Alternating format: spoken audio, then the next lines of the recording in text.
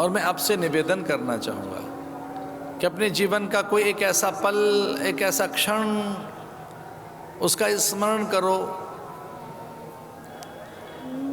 कि जब उस पल का स्मरण होते ही आपको लज्जा आए, घृणा आए, ग्लानि हो, अवसाद हो, और अपने प्रति अवमानना पैदा हो, अनादर पैदा हो।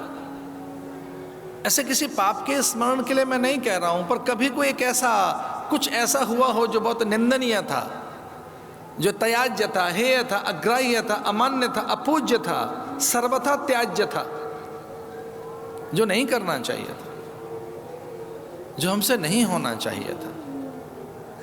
कुछ ऐसा याद करके देखिए। तो किसी लोभ के कारण हुआ होगा, अपनी हित सिद्धि के कारण हुआ होगा। ऐसा कुछ एक ऐसा कोई पल याद करो जो सर्वथा सर्वदा निंदनीय हो। इसका अर्थ है कोई पाप कर्म हो गया। और कोई एक ऐसा पल याद करके देखो जिसके स्मरण से आपको उच्चता का बोध हो, धन्यता का बोध हो, आपको गौरवानुभूति हो, अपने पर गर्व हो, आपको लगे कि मेरे भीतर कोई देव बैठा है, महादेव बैठा है। कुछ ऐसा याद करके देखो तो कुछ और नहीं निकलेगा, वो परोपकार होगा, आपने कोई परमार्थ किया होगा,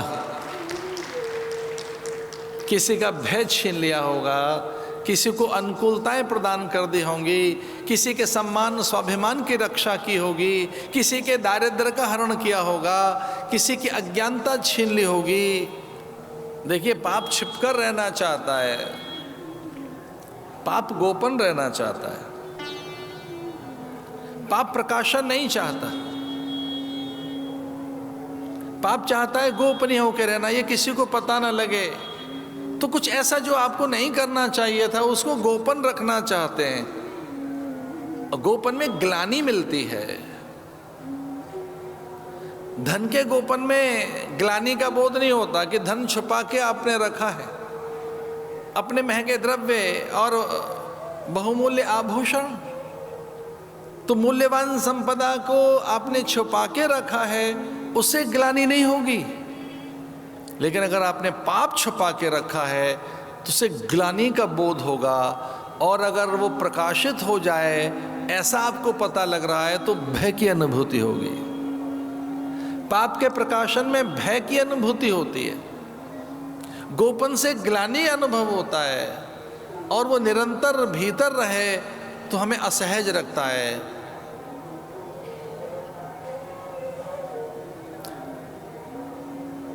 जो हे और निंदनीय भाव हैं, वे विजातीय भाव, भीतर विष जैसे हैं, वे हमारी चेतना को कुंठित करते हैं, वे हमारे आनंद को बाधित करते हैं, वे हमारी स्वतंत्र चेता अवस्था को खंडित करते हैं।